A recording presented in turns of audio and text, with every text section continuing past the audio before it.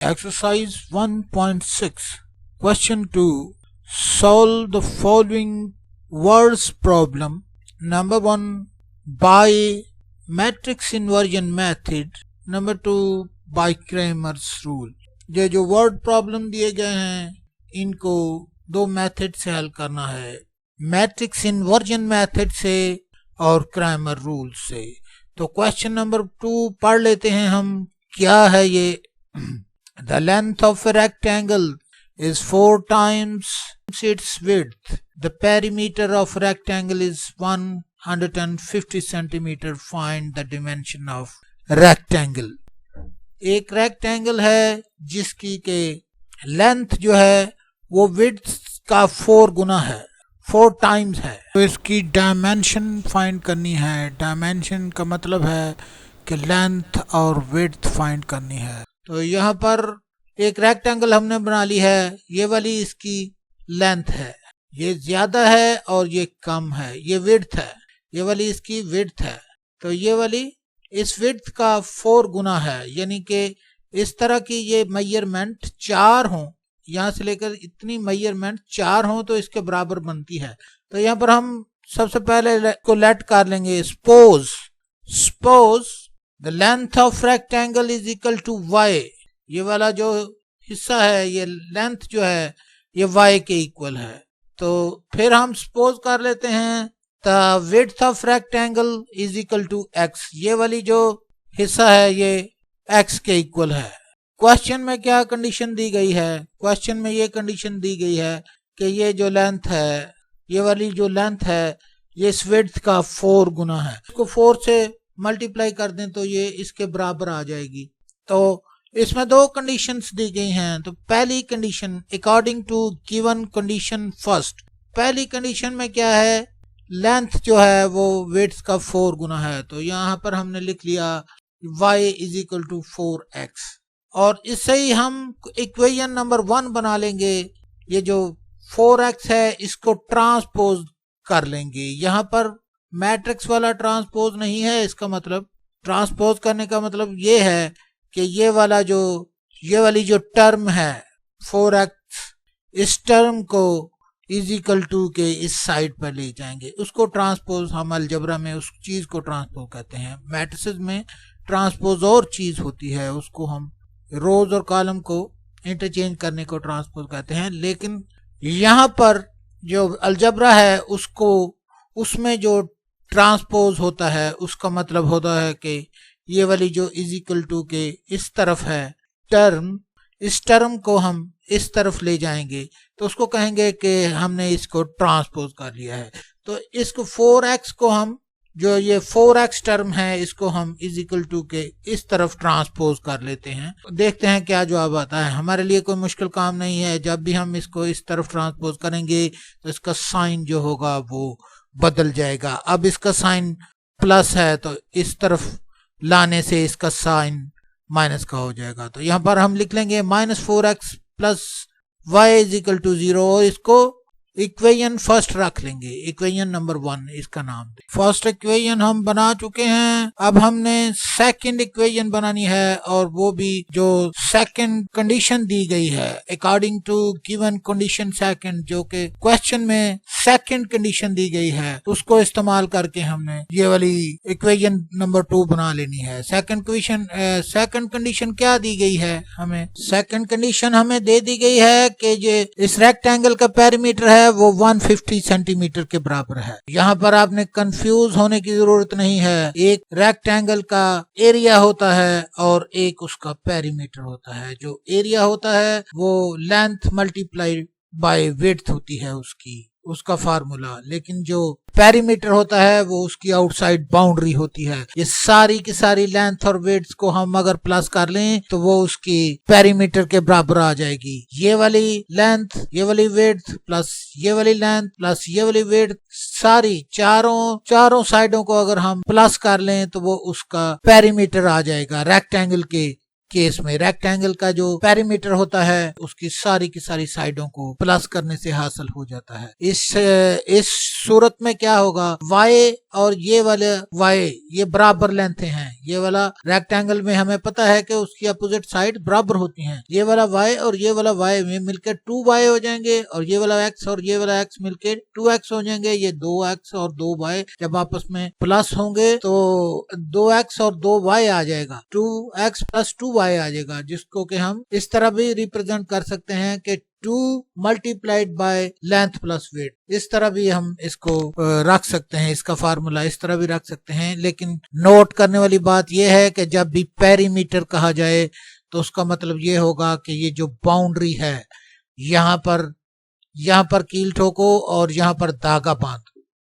ये धागा इधर से लेते जाओ लेते जाओ लेते जाओ लेते जाओ लेते जाओ और फिर वापस आ जाओ यहाँ पर ही। तो इस धागे की जितनी पैमाइश मेजरमेंट होगी, जितना उसका डिस्टेंस निकलेगा, वही इसका पेरीमीटर होगा। तो यहाँ पर स्पेसिफिक फार्मूला है रेक्टेंगल के पेरीमीटर को फाइंड करने का। इसमें तो उसने दे दिया है कि रेक्टेंगल पेरीमीटर ऑफ रेक्टेंगल उसने दे दिया है ये वाला कि वो 150 सेंटीमीटर है। हम यहाँ पर लिख लेंगे, लेकिन हम यहाँ पर उसका फार्मूला भी लिखेंगे। वो फार्मूला हमें याद भी है और हमें दिखाई भी दे रहा है कि 2 into length plus width is equal to perimeter। तो यहाँ पर हमने लिख लिया है 2 into length plus width is equal to perimeter। तो हमारे वाले केस में क्या है, हमारे वाले केस में है 2 into x plus y हम कर लेंगे। 2 into x plus y is equal to 150 centimetre और ये वाले 2 को इस तरफ ले जाएंगे तो ये इससे डिवाइड हो जाएगा, तो 150 डिवाइडेड बाई 2 आ जाएगा। और यहाँ पर अगर आप जुबानी ही काट लो तो अच्छा है, क्योंकि लकीरें शकीरें नहीं पड़ती। तो अगर वैसे भी काट लो तो तब भी कोई बात नहीं। 2 1 2 और 275 150, तो यहाँ पर हम लिख देंगे 75 और यहाँ से ही हमारी दूसरी इक्वेशन भी निकल आई, x plus y is equal to 75 और ये इक्वेशन नंबर 2 है जो कि सेकंड कंडीशन भी है, क्वेश्चन की सेकंड कंडीशन है, गिवन सेकंड कंडीशन है। हमारे पास दो इक्वेशंस निकल आई हैं, दोनों मेथड से हम इसको हल कर लेंगे। सबसे पहले इसको मैट्रिक्स इन्वर्जन मेथड से हल कर लेंगे। यहाँ पर हम लिख लेंगे मैट्रिक्स इन्वर्जन मेथड और उसके बाद इक्वेशन लिख लेंगे -4x plus y is equal to 0, x plus y is equal to 75। उसके बाद इसको मैट्रिक्स फॉर्म में लिख लेंगे। मैट्रिक्स फॉर्म क्या होती है, कोएफिशिएंट का एक मैट्रिक्स बनाते हैं हम, -4 1 1 1 कोएफिशिएंट का मैट्रिक्स है। उसके बाद एक वेरिएबल का मैट्रिक्स जो कि इसके साथ मल्टीप्लाई हो रहा है वो बनाते हैं, वेरिएबल का मैट्रिक्स एक्स वाई है और ये इज इक्वल टू आएगा कांस्टेंट के मैट्रिक्स के, कांस्टेंट का मैट्रिक्स जिसकी एंट्री 0 और 75। तो यहाँ पर हम लिख लेंगे 0 और 7। अब ये जो मैट्रिक्स फॉर्म है इसका नाम रख देंगे हम let's a is equal to option का मैट्रिक्स जिसकी एंट्रीज -4 1 1 1 है, मैट्रिक्स x जिसकी एंट्री x और y है और मैट्रिक्स b बनाया।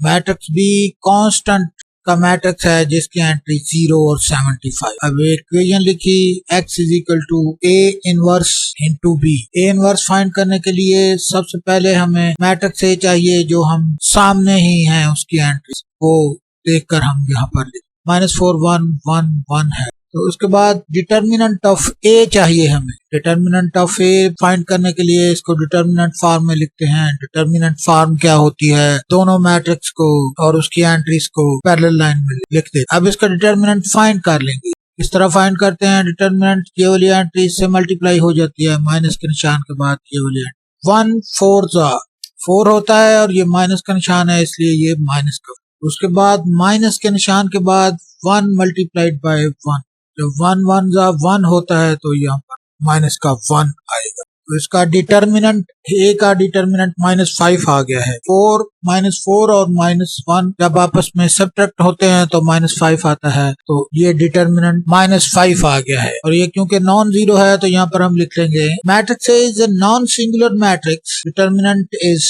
Non zero, therefore solution is exist. उसके बाद हम एडजॉइंट ऑफ a फाइंड कर लेंगे। एडजॉइंट ऑफ a फाइंड करने के लिए मैट्रिक्स a हमारे सामने होना चाहिए, जो अभी सामने नहीं है यहाँ पर मैं लिख दूंगा उसकी एंट्रीज। तो उसके लिए क्या करते हैं, फिलहाल यही ए मैट्रिक्स एंट्री हैं, इससे ही अंदाजा कर लेते हैं।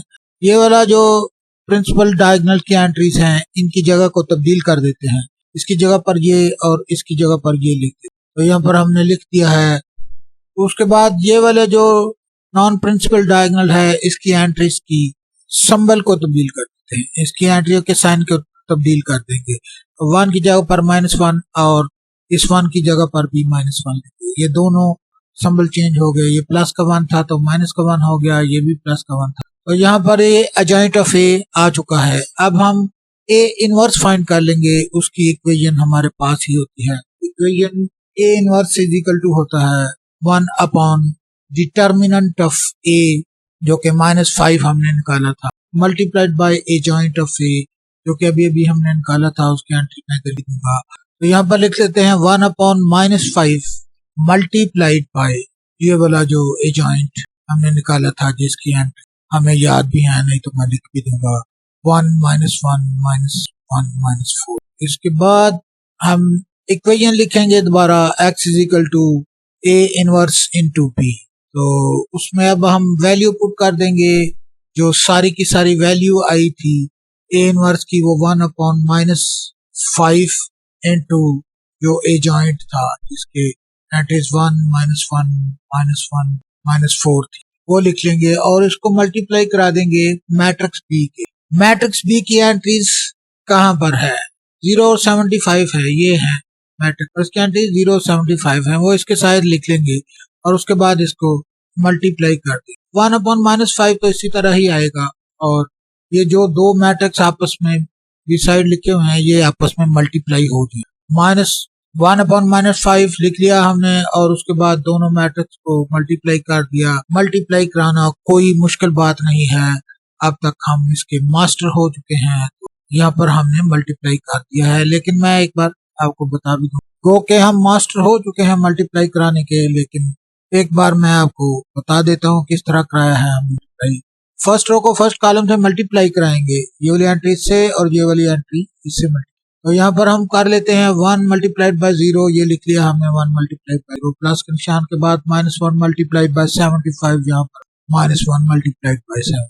सेकंड रो को फर्स्ट कॉलम से मल्टीप्लाई कराएंगे, ये वाली एंट्री से और ये वाली एंट्री इससे मल्टीप्लाई, और उसके बाद -1 मल्टीप्लाइड बाय 0, यहाँ पर हमने लिख लिया -1 मल्टीप्लाइड बाय 0, और उसके बाद प्लस के निशान के बाद -4 मल्टीप्लाइड बाय 75, तो यहाँ पर भी हमने लिख लिया है -4 मल्टीप्लाइड बाय 70। तो ये मल्टीप्लिकेशन का अमल हो चुका है। अब इसको सिंप्लीफाई कर 1 अपॉन -5 तो उसी तरह ही आएगा, और इसको हम सिंप्लीफाई कर 1 मल्टीप्लाइड बाय 0, जब 1 0 से मल्टीप्लाई हुआ तो 0 आ जाएगा, यहाँ पर हम भी लिख लेंगे 0, और जब -1 75 से मल्टीप्लाई होगा तो -75 आएगा, हम भी लिख लेंगे।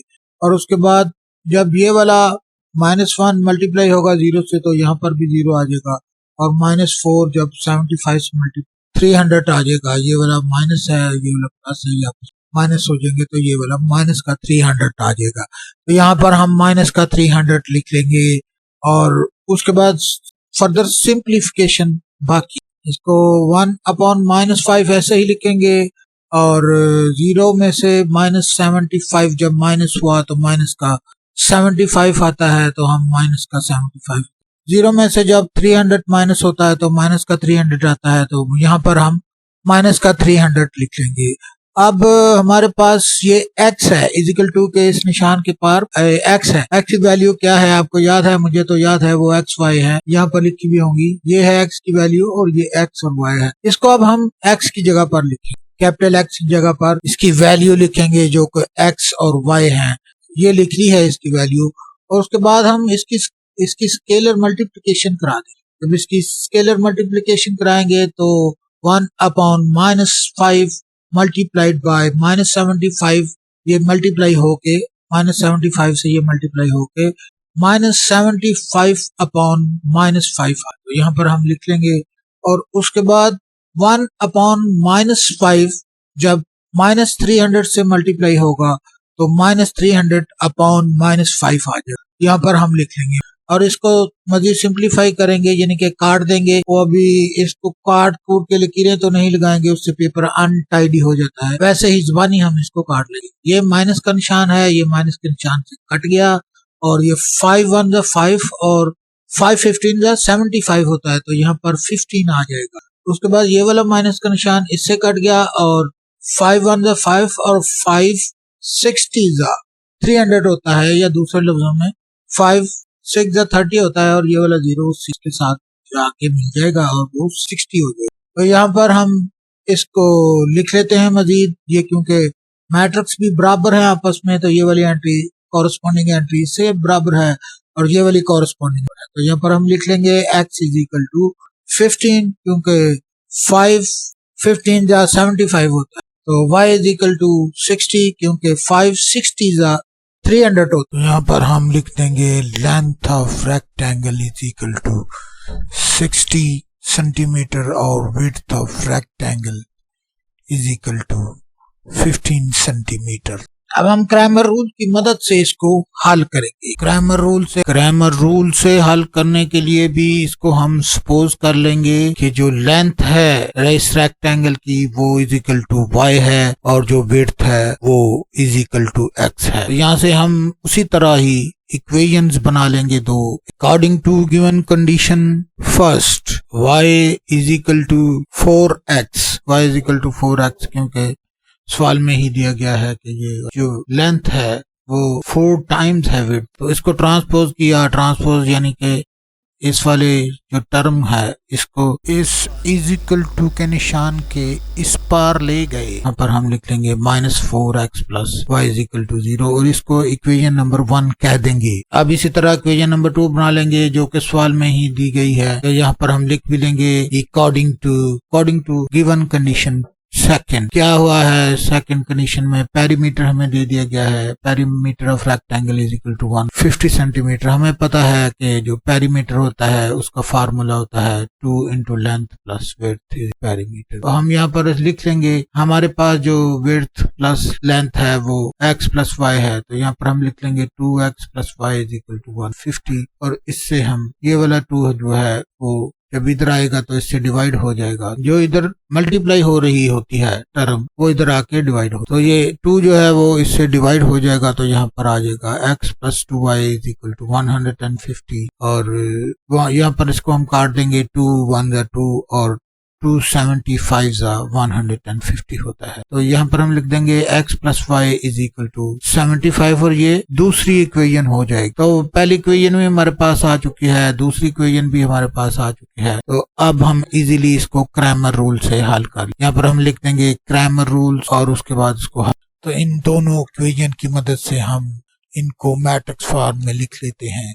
मैट्रिक्स फॉर्म क्या होती है? मैट्रिक्स फॉर्म जब क्रैमर रूल के तहत हम हल कर रहे होते हैं तो एक ए मैट्रिक्स बना लेते हैं जो कि कोएफिशिएंट का मैट्रिक्स होता है, और एक बी मैट्रिक्स बना लेते हैं जो कि कांस्टेंट टर्म का मैट्रिक्स होता है, कांस्टेंट एंट्रीज।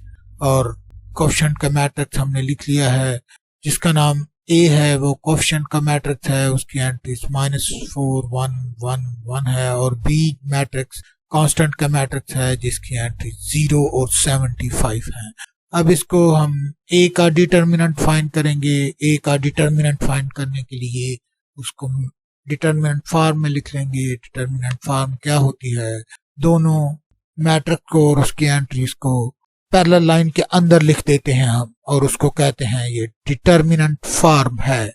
अब इसका डिटर्मिनेंट फाइंड कर लेंगे। डिटर्मिनेंट कैसे फाइंड करते हैं?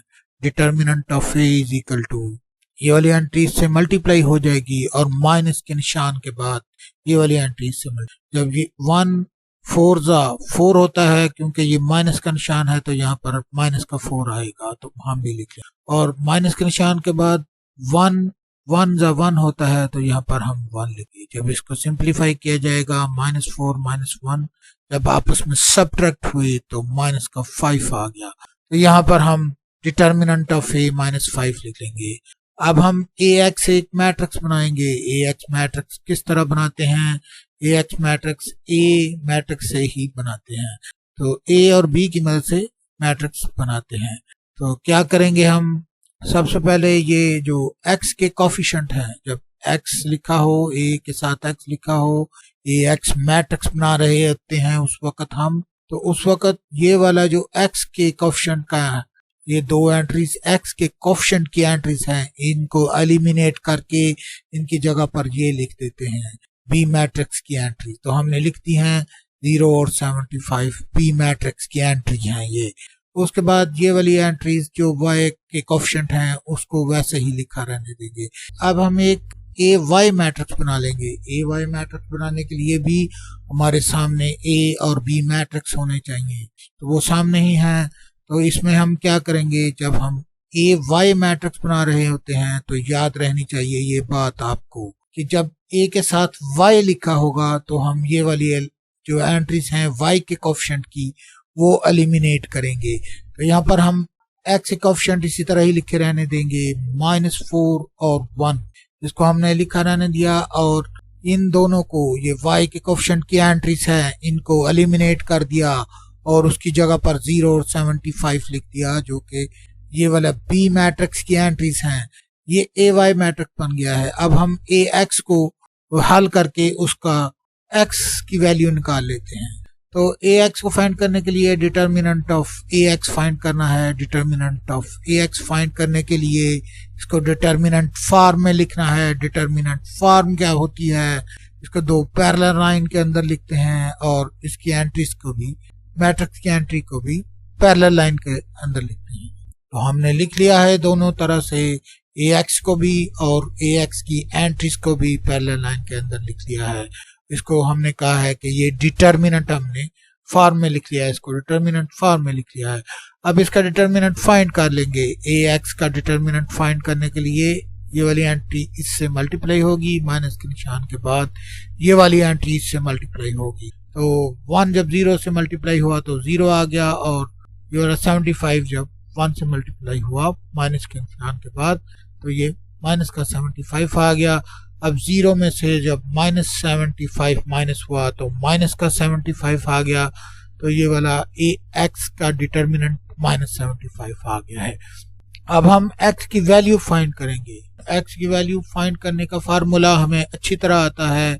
x इज इक्वल टू होता है determinant of ax divided by determinant of a। तो यहाँ पर हम लिख लेंगे determinant of ax divided by determinant of a। अब इसकी वैल्यू पुट कर देंगे। हमें अच्छी तरह पता है ये वाली वैल्यू डिटर्मिनेंट ऑफ ax की वैल्यू है जो -75 है, वो हमने लिख दी है, और डिटर्मिनेंट ऑफ a की वैल्यू यहाँ पर है जो कि -5 है, वो हमने लिख दी है। अब इसको हम काट देंगे। ये वाला माइनस का माइनस से कट जाएगा, माइनस का निशान माइनस कट जाएगा, और 5 1 ज़ा 5 और 5 15 ज़ा 75 होते हैं, तो ये 15 आ गया है। तो इसका ay को अब हम हल कर लेंगे। ay को हल करने के लिए ay को डिटर्मिनेंट लेंगे। डिटर्मिनेंट लेने के लिए सबसे पहले डिटर्मिनेंट फॉर्म में लिखेंगे। डिटर्मिनेंट फॉर्म क्या होती है, ay को और ay की एंट्रीज को दो पैरेलल लाइन के अंदर लिख देते हैं, तो हमने लिख दिया है। और उसके बाद डिटर्मिनेंट फाइंड कर लेते हैं। डिटर्मिनेंट किस तरह फाइंड करते हैं, ये वाली एंट्री इससे मल्टीप्लाई करा दी जाती है। 75 जब -4 से मल्टीप्लाई हुआ, माइनस का 300 आ गया, और माइनस के निशान के बाद 1 जब 0 से मल्टीप्लाई हुआ तो 0 आंसर आ गया, तो यहाँ पर आ जाएगा -0।